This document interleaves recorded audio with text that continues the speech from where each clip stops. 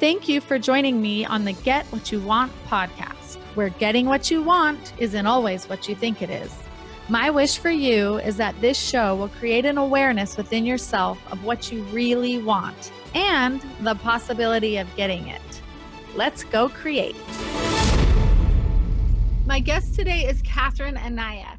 Catherine is a journalist and media personality. She's the host and producer of My Home Group TV, host of the Woman's Eye podcast. She's a 3-time Emmy Award-winning former television news anchor of more than 25 years, recently inducted into the prestigious National Academy of Television Arts and Science Silver Circle for more than 25 years of broadcast excellence. Catherine anchored and reported 12 years at CBS 5 News here in Phoenix. Prior to that, she was an anchor reporter in Los Angeles, Indiana, and Texas. Catherine has won numerous awards, including Anchor of the Year by the Arizona Associated Press. Her career highlights include interviewing President Obama at the White House and co-anchoring a post-presidential debate with the legendary Walter Cronkite. Catherine serves as a member of the Make-A-Wish Arizona Board of Directors and was recently featured in the 2019 No book, highlighting 100 women that you should know and do business with. She holds many awards in the Latina news media world, and I could just go on and on about you, Catherine. So I'm just going to stop there so that we actually get time to visit. Thank you so much for being here. I appreciate it. It's good to be here. You are amazing. It's been fun getting to know you a little bit, and I look forward to getting to know you more. So thank you. We were talking before the show, and I had this whole idea of what I wanted to talk to you about. And this always happens to me. That's why I usually don't plan. But just this week, we've been hit by so much. COVID brought the media, now this, all the protests and the elections and everything that's going on. There's just so much media that I've actually had to turn off a lot of my social media and kind of just like back out of that so that I'm not like just in this big confusion of feelings and emotions. And you were in that world, like you were right in that world at the White House there. Tell me, I just want to talk a little bit about that because I feel like it's super crucial right now. How was it being in it, and how do we navigate each day just trying to figure out where to be in it and when to not be in it? Well, it's been 5 years since I've been out of it in mainstream news, and it sometimes feels like 10 years because my life has shifted so much. Whereas news was 24/7 for me for 25 years, the last 5 years, it's a choice that I get to make every single day. I still like to stay on top of things, but it doesn't run my life the way it used to. And the biggest thing that I found was when you're in it, it consumes you. And it's everything you think about because of everything you hear and everything that you have to report. And it creates these mixed feelings within you. A lot of fear I felt as a parent, worry and concern. And on the other hand, you come out of it and you realize that there's this whole big positive world, and it's not just death and destruction like you think it is when you're in that bubble. So I think that was the biggest difference for me, is that I could sort of inhale a lot of the positivity in the world and not see it through this one particular lens. But like you were saying with recent events, obviously there's still that news part of me that in some instances wants to be a part of it. Mm-hmm. I still have a platform and a voice that I want to use to talk to people, to have conversations, to try to get messages out that maybe need to be gotten out in a certain way. I'm not sure exactly how to describe that feeling sometimes, but I look at it from both sides. There's a part of me that wants to be that conduit of information still. And then there's a part of me that, like you said, just wants to turn it off sometimes and soak up family and embrace the things that are important to us and really give gratitude for what we have, because there is so much that people are dealing with right now who don't have. Yeah. So it's a little bit of straddling sometimes. I love that. So do you feel that being in that world, you're more able to kind of separate truth from just media hype and able to maybe have like a calmer space because of it? I feel like so my parents watched the news my whole life. 5 o'clock news, 10 o'clock news, like years and years growing up. And I remember it just being like you said, it was just so much negativity and death and destruction. And so when I moved out of my house, I had decided that I would never watch the news again. And I managed to do that for like 20 years of raising kids and being on my own. It just wasn't something that I had any interest in. And I feel like now, like you say, like we have a voice, we're in the spotlight. We have to talk about these things, the good and the bad. And so I'm trying to find that, what do I believe? What don't I believe? And then what is my place to even report on, And so trying to kind of weed through all this. And there's so much right now. There's not just one focus. There's like 3 or 4 different focuses right now to try to decide, what's truth, what's media hype, and what's the purpose of everything that's going on. Well, I think you have to really cultivate your sources and decide by doing a little research, whether those are valid sources and whether those sources fall in line with the way you believe in your value system. And there are some people who choose to watch or listen to or follow a certain person because that is in alignment with their views. It may not necessarily all be factual, but maybe particular people aren't interested in having all the facts. That's not how I function. That's not what I agree with. But unfortunately, fake news is a term that people are using quite often. And I still have brothers and sisters in the media, and I still consider myself a part of it. So I would implore people to please do your research and know where these quote unquote facts are coming from before you buy into something. That makes because so there much sense. is so much out there, like you said, and anybody can get on social media and write whatever they want. And that's a scary thing. It's a scary thing right now because anybody can say whatever they want. Yeah, it's so crazy. We have to be really mindful about what we are giving our attention to. Yeah. And we have a choice. We have a choice of who we want to follow and who we don't. Nobody says we have to follow everybody on social media. If it makes you feel uncomfortable, don't follow.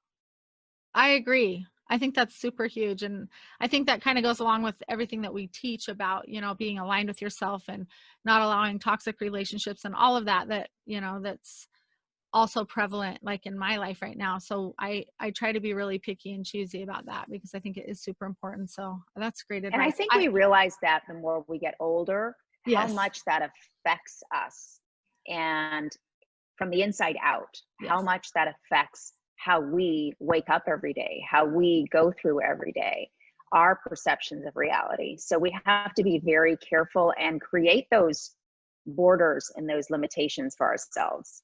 So let's talk about that for a minute. You were in the limelight for a long time, a lot of years. You were rubbing shoulders with very famous people and you were famous yourself on, you were on air, you were on the camera, people knew who you were. What were you like before that? Was that a dream that you had? Was that something that you had always wanted to do and so you finally did it? Or how did you get into that? Well, I initially started out wanting to be a print reporter. I always loved to write. A lot of people don't realize that the basic tenet of what we do, whether it's broadcast, radio, print journalism, is you love the art of writing. You love the creativity. You love the word. So that was what I wanted to do. And it was in college that I started to pursue that. And then somebody suggested, maybe you should look at broadcast journalism. So that was how I was introduced. It was just a conversation with one of my Daily Trojan editors, the newspaper for USC where I went to college. And I was a reporter. And once I started researching it and really following the industry. Took my first internship at a local news station in LA. They always say when the news bug bites you, you're stuck. Yeah. And it bit me in a big way. And that was, the light bulb just went off. I knew that was what I wanted to do for my career. So yes, it was a dream. It was a dream that I had, and it was something that I pursued very, very intently to make possible. And very successfully. Yes, everybody's success is relative, but Right. I would like to believe that it was successful because I achieved everything I wanted to achieve. Yeah. So let's now talk about stepping out of it. What had you get to that place where it was no longer what you wanted, or whatever circumstance it was that had you step out of it? And how did you come to grips with that? Well, I didn't stop loving it, but I started getting pulled because my kids were getting older. My daughter, will tell you that she feels like there were a number of years where she was raising herself. And my son, 6 years younger than her, was at a really pivotal point when their father, my ex-husband, passed away suddenly. So he was not quite 12. She was 18. She was getting ready to go to college, and he was going to be by himself. And he was going to need a parent to be there full time. I couldn't parent from work anymore. It was becoming increasingly difficult. And I thought to myself, if I'm not there, I have a wonderful husband who will do his very best and has done his very best. But there needs to be somebody there to be there when he comes home and he doesn't have a good day. Be there to take him to his grief counseling appointments and talk about it afterward. Sorry, I get so emotional. When you're a boy and you're faced with that situation at that age, I think you could go any different direction. And so I wanted to make sure that I was present and able to raise him on the right path. It has had its challenges because overnight he had mom, who was always working, to now mom is in my face and in my business. Yeah. And they love that at that age. Oh, we've had our ups and downs. We still do, but I would not change that for the world. I feel like that is so inspiring. I was able to stay home for a lot of years, and whenever I did try to step out and do something, there was a kid that was going through those exact years and stages. And I think that a lot of times in our society, women that step out of their careers to be home, they really kind of get a bad rap. And I feel like it's such a powerful, like we are raising another human in the world. Like we're creating something so beautiful. We already created them in our bodies. Like we are superhuman. We have superpowers. And I love this conversation because seeing that you were powerful in the world, to be able to step into that power at home and know that it was where you needed to be and you did it powerfully and happily. I feel like that's so inspiring for a lot of women, because I know that, and even right now, I think there's a lot of change going on in the world because we're stepping out of this quarantine, maybe going back into the world. And I think some women that have been out in the world and haven't been with their kids are getting a taste of what it feels like to actually be in that space. And I'm getting chills as I talk about that because this is super emotional for me too. And I just think that, I didn't know that this is where this conversation was going to go today, but I would love for you to speak into that. Like, I can imagine that you may have gone through some type of an emotional change during that time. And because I know that we feel so good when we're, teaching and leading and in the limelight. And when you're at home, it really is selfless. It's a selfish job. And the rewards sometimes don't come for a lot of years. And so speak into that a little bit, maybe about what you went through as a woman coming from that world, moving into this other world where you knew you needed to be. Right. Well, it's interesting because I knew that I would continue to work as a independent journalist in some capacity. I just didn't know what that looked like. I knew that I still had talents to offer, and I wanted to be able to do that, but I wanted to be able to do it at my pace so that my son would come first, that my family would come first. And so I think I've been able to do that the last 5 years in a very healthy way.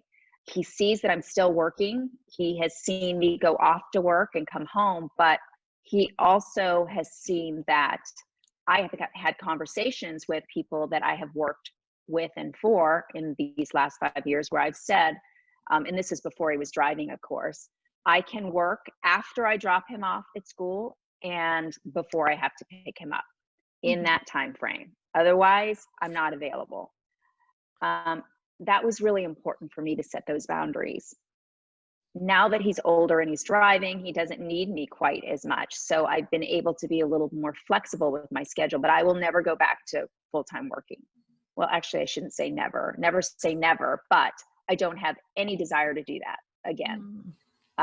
It is important for me to be here when my husband comes home from work because we haven't seen each other all day, and that's important.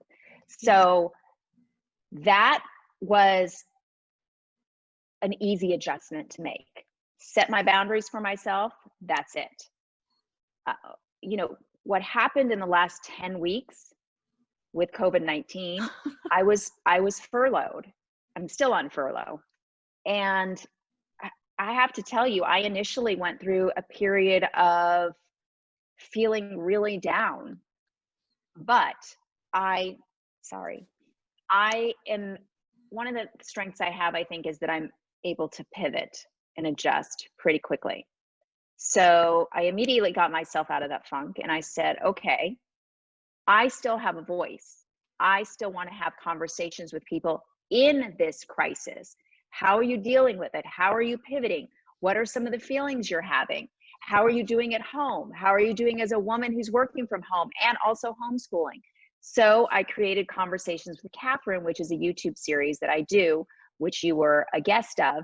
And it's given me a purpose during this situation to still continue to use my talents. But again, I don't do this every day. I strategize it so that I have a couple of days during the week where I can just self-care, where I can take advantage of the slow pace that we have been given. I know we've talked about this before. It has been difficult for so many people, myself included, in much smaller ways than a lot of other people, but I don't have an income. So a regular income. That's been difficult for me because I have worked my entire life. And so to rely on somebody else for everything internally is not easy for me. But on the other hand, I am looking around and giving gratitude for all the things that I prayed for to be able to do that I never had time for.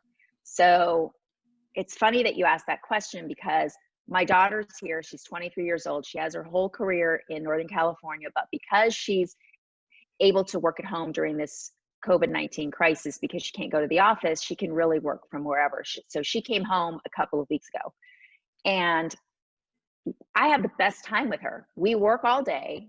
We do, but we're in the same space.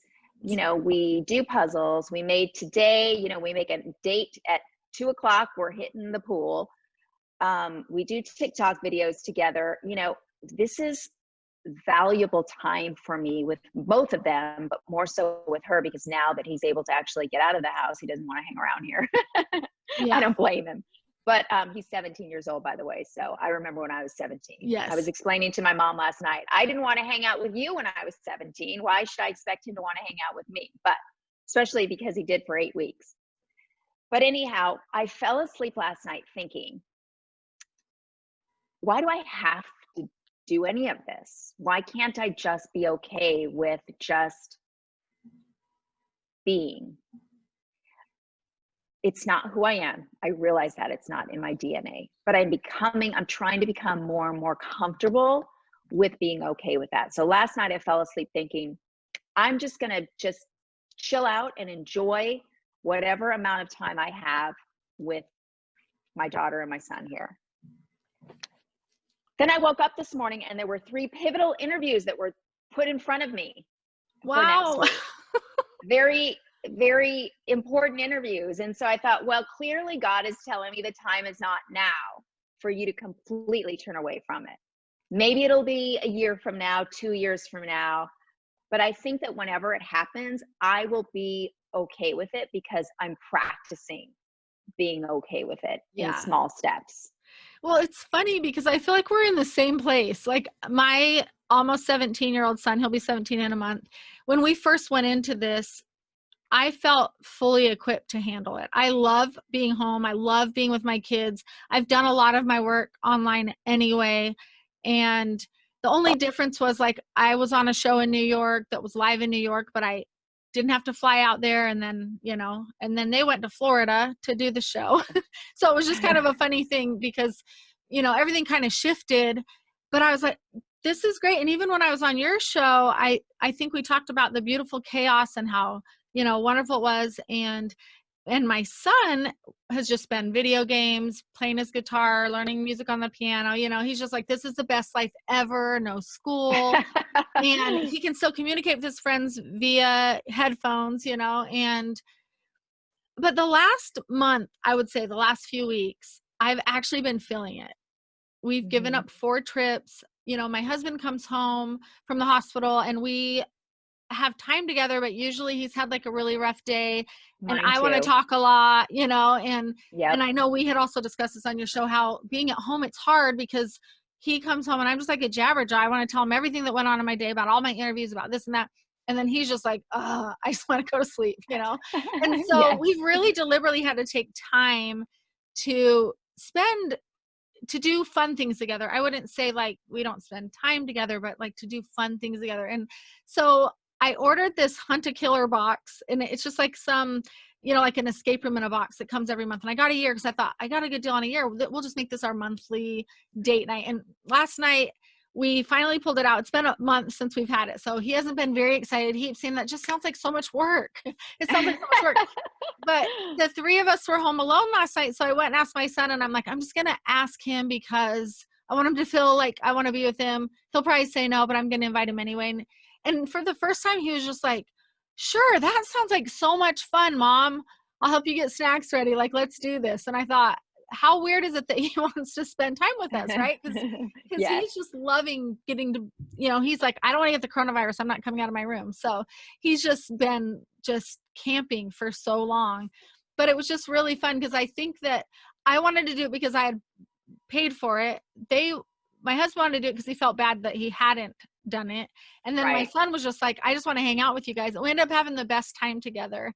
But I've also gone through this, I was going to pause my podcast for a few weeks and just stay home. I have grandbabies living here and all my kids, we have 10 of us in the house. And I thought this would be the perfect time to just, be without doing anything, just be here. Mm-hmm. And the same thing happened. All of a sudden I had all these requests for interviews and requests to be on my show. And I'm like, something's telling me I can't do this. And now at the end of this, I'm kind of seeing why. Like, when you have a message and you have something to say and you have something to help the world, and I wouldn't be able to have you on my show if I was paused, and and your inspiration and other people. And I think that those of us who have a voice in the world and it's positive and it's inspirational and it can help someone get out of some kind of a low that they're in, I think it's so important that Right. we are still here, but with boundaries, which is Yep. something else that we can show people that they can do.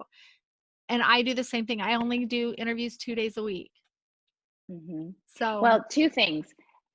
Number 1, I think the reason why I started feeling that way this week is because we have been asked not to push out our own personal content and to really listen to the conversations that are happening about racial injustice, and to learn and yes. to educate and to use our platforms to shine a light on the movement and the people behind it and the conversations that are happening and the education.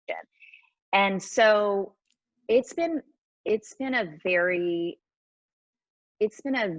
positive learning experience for me.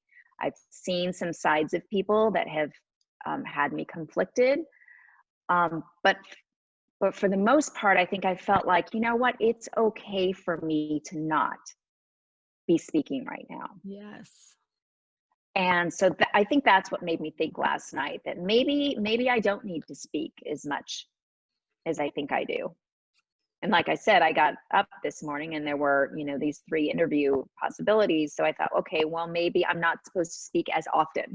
Yeah. Or maybe not your idea. Maybe, maybe I think sometimes we do need to listen more. I know I need to listen more because you Yep. do want to put, like, you want to help or you want to change something or, I have experience with Yes. this, let me help. But maybe we're not the sometimes, right people for yeah, it. right. And I know I'm not for right now. My voice would just be so confusing because I see something and I'm like, oh, I see that side of it. Then I see something else and I'm like, wait, but I see that side of it. Like, I don't even know what side. And so I'm just not taking a side. I'm just listening and being in Well, this. and that's what I think that's what I love about what I've learned this week is that, yes, I want to be part of the conversation, but I don't need to be the one necessarily leading it. Yes.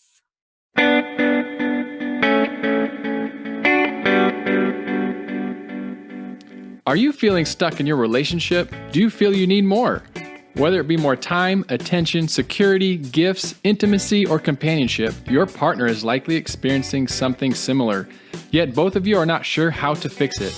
In Shirley Baldwin's best-selling book, Get What You Want From Your Man, she will show you how to get all of this and more. Get What You Want From Your Man is available nationwide through all major bookstores, Amazon.com, and through her website, www.getwhatyouwantguru.com.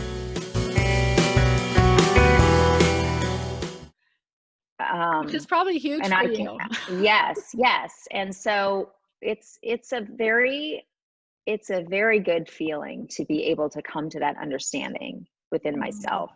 The other conflict I have, and you tell me if you have it as well, is that I'm so now attached to what I've come to appreciate in the last 10 weeks that I have mixed emotions about going back out into the real world. And when I say that, it doesn't mean that I haven't been out, but I'm talking about back to the routines that I used to have, whether that looks like going to a restaurant with a mask on or, going to an empty restaurant.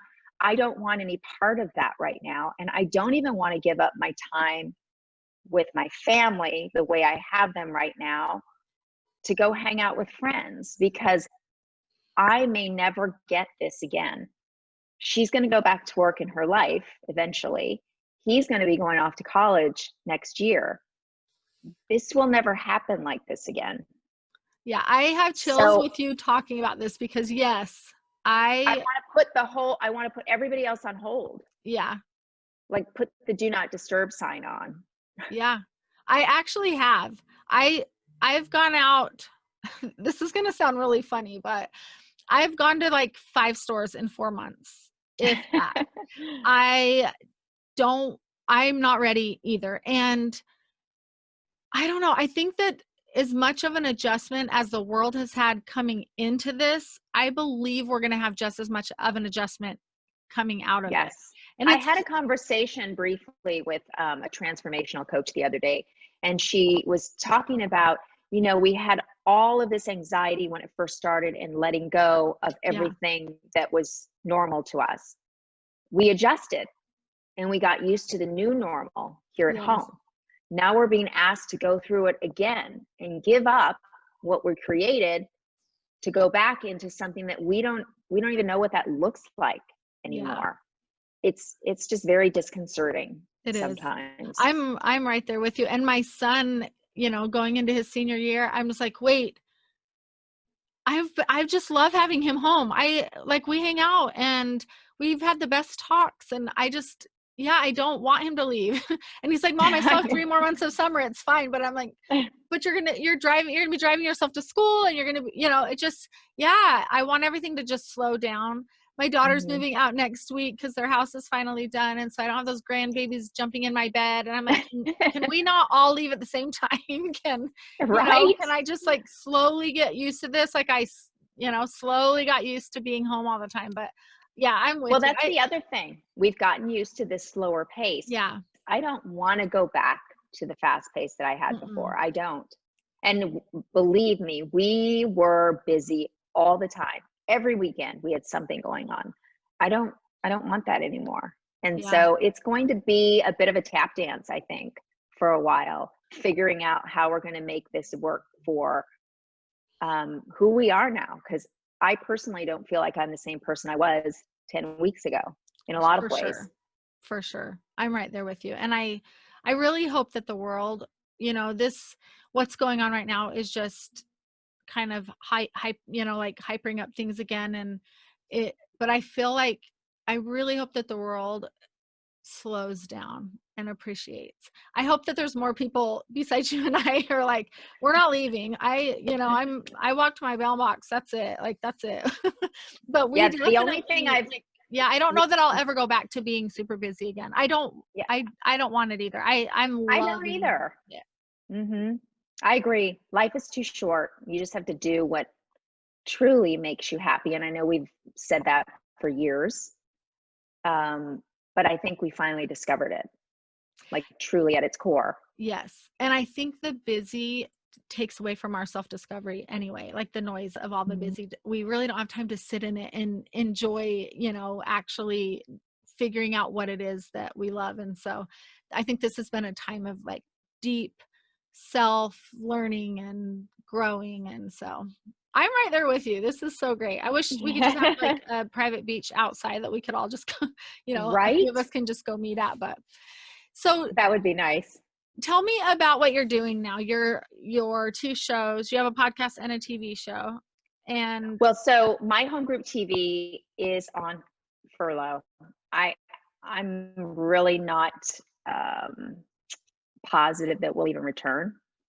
So I have pivoted to conversations with Catherine via Zoom, which are conversations that really sprung out of what was happening with COVID-19 and how people were dealing with it in a positive way. I really wanted my conversations to be positive. And this week, I did have one conversation that was actually part of my podcast too, with someone where we did talk about sports and social justice. Because I did want to, like you, talk about current events and not just ignore them. But that was really the only interview I did this week. I really wanted to stay quiet. And believe me, there were days where I thought, I want to do this conversation and this relating to this. And then I really dug deep and I thought, you know, like we talked about, maybe my voice isn't the one that needs to be out there right now. And I shut it down. So moving forward, I think I'd still like to stay with that and continuing with those positive conversations about just life, not just with the nonprofits and how you're pivoting in businesses, but, you know, life, like we talked about, relationships and how they've evolved in the last 10 weeks. And like I was talking with a transformational coach about how do you get back into the real world when the world has changed for you, both internally and externally. So I really love having those conversations. Yeah. I think they are empowering a lot of times. I also have the podcast, which I host. However, we only do 4 episodes every quarter. Oh. So we're kind of on hiatus, I think, for the next couple of months. I just finished my last one the other day. So I'm just kind of in a lull situation right now. I'll continue with the Conversations with Catherine YouTube series for sure. Where that goes, I'm not sure. We'll just have to see. And I still MC events, although now they're virtual. That's changed too. Right. So that's a lot of what that looks like is going to change for me too. So I'm not sure. I'm remaining open and positive to wherever this takes me, even if, like, I fell asleep thinking last night, even if it means that I do nothing. Yeah. That's going to be so hard for me. It is. But then do you sometimes think, I wonder what that would feel like too? Because it seems like sometimes we're doing something and it's not like maybe what we want to be doing at that time, or, you know, we're just busy. And because I said to my daughter yesterday, I was like, wonder what that would feel like to just not have anything to do, like not feel pressure to get something done, or, Right. to edit something or to speak somewhere, or I do feel like I have a very blessed life and I don't have to do anything, but yeah, to not feel that, you know, maybe just to not feel that I have anything to say. I love that. Well, I think as long as my daughter's here, I'm Mhm. going to feel that way and Yeah. feel good about it. Once she Yeah. leaves, I don't know what I'm going to Yeah. do because I am there with will be you. nobody here. I mean, my son lives here, but he plays lacrosse and he has his friends and he drives a car and he'll be a senior and Yeah. Yep. he has his own thing. So Well, it'll be interesting. It's a learning process for sure. we'll have to have another conversation because I think ours Yes. are leaving at the same time. So Well, tell me, definitely. Well, yeah, we just need to figure it out. We'll do we might have to figure out how to weave in a cocktail. like actually I'll need leave one our by house then. and drive somewhere. I don't know. I Exactly. have a little anxiety about that. So if you were to give one piece of advice to our listeners today about maybe what you've learned over the last, I mean, you've learned a lot, like you've grown a lot, it sounds like, over the last so many years, but like, what is one thing that you would offer to somebody who might just be struggling right now with anything? Like, there, I think everyone has different struggles, but we're all kind of in it together. So what would be something that you could say that to help them to get what they want, whether it be going back to work or staying home or, creating something new for themselves? Well, I think first of all, you have to have the ability to pivot. And I think sometimes we second guess ourselves and we look at whatever situation is presented to us, in my case, a furlough, like you sometimes get wrapped up in what we do as being our purpose. And we're so much more than that. So I think it's sometimes taking a moment to just think about, what are my gifts and really tapping into that and not allowing this situation to define who you are. So what are your contributions to the world and how can you tap into that and create something for yourself to be able to continue to use those. The other thing is to go with your instinct. So this week, my gut told me not to speak. And I feel so good about that decision. I don't know what's going to happen with my future and my livelihood, but I also have faith. And I think faith is really important too, because you just have to know that you didn't get where you are by accident. You got where you are because you're smart, you're talented, you have something to offer the world. So whatever that looked like, and it's changing now, it's because God has a different purpose for you. I think we all have a purpose. It just takes us down different roads to discovering what that is. And sometimes we have a purpose for a certain amount of time, and then it's time to discover a new purpose for a new time. For and sure. maybe that's what's happening to me, but I think that's probably what's happening to a lot of people, is that we've been awakened in a very uncomfortable kind of way, but we're also learning to adapt and discover new things about ourselves. And I don't remember who I was talking to before, but somebody said, we may come out of this discovering that we have been doing something that we didn't even like doing, and decide to do something completely different. And that's okay. Yeah, that's beautiful. Thank you. I feel that there are a lot of people that are going to be in that place. From my understanding, there's a lot of people. The one question that I always ask my guests is if you could go back and do something differently, or is there a regret that you have? Like, what would that be? I was thinking about that just the other day. I probably have a number of small regrets, but in the big picture, I don't think anything that I've done has been a mistake. I just think that earlier in my career, I didn't have a lot of women mentors. They just were not available. It's not like it is now where women are always willing to offer a hand to other women. It's just, I love the way that has evolved in the last 5-10 years. When I was starting out, that was not the case. There was a lot of competition, and I really could have used a strong female mentor in my career, because there were some missteps that I made that I think if I would have had somebody to hold my hand and guide me a little bit, maybe I wouldn't have made. Mm-hmm. So I think that I was too young to really go after those mentors, those female mentors. But I also think that they weren't in abundance like they are now. For sure. I think women didn't know they could be. Yes. For a long time. Probably a lot to that too. Yeah. I think I know myself, I think we were conditioned that we needed to fight for every job that we got. Yeah. And then we needed to protect it because who's behind us trying to take it. Right.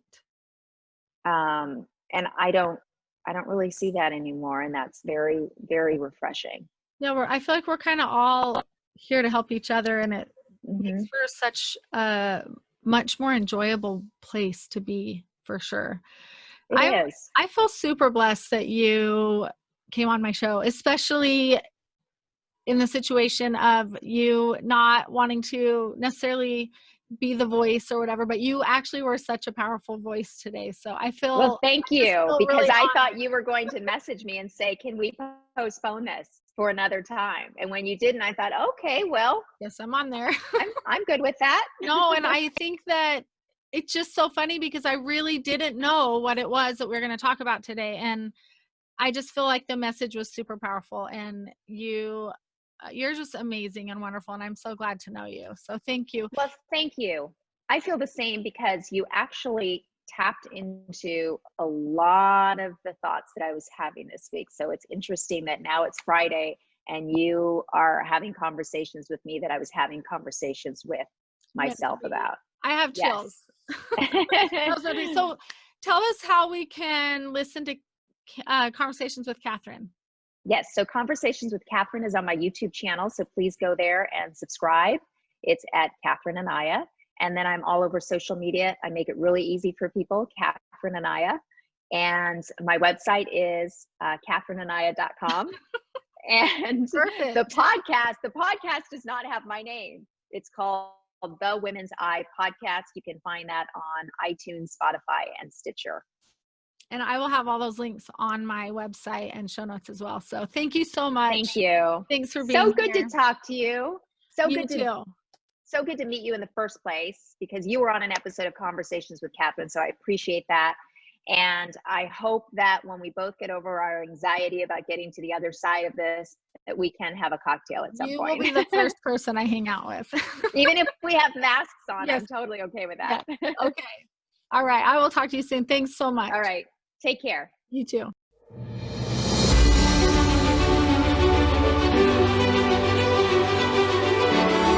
Thanks so much for listening to the Get What You Want podcast. If you loved it, please subscribe, share it with others, and leave me a review on Apple Podcast. You can also visit me on my website at www.getwhatyouwantguru.com. Would love to hear from you. Now go create.